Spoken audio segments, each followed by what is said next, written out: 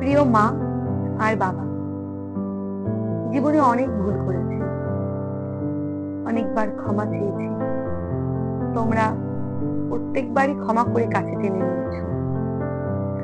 জানি হয়তো আবারও ভুল হবে, তোমরা হয়তো আবারও ক্ষমা করে কাছে টেনে নেবে। কারণ ভগবানের দেওয়া শ্রেষ্ঠ উপহার হলো মা আর বাবা।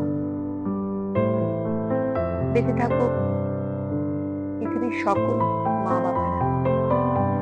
প্রত্যেককে বলবো, প্রত্যেকের মা বাবাকে সম্মান করো, ভালোবাসো, তাদেরকে আগলে রাখো, যত্নে রাখো।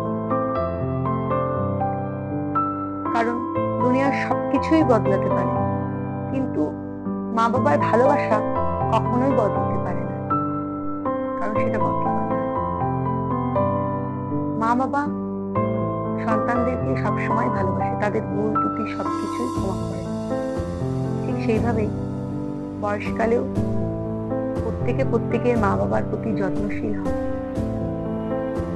তাদেরকে সময় দাও, তাদেরকে ভালোবাসো।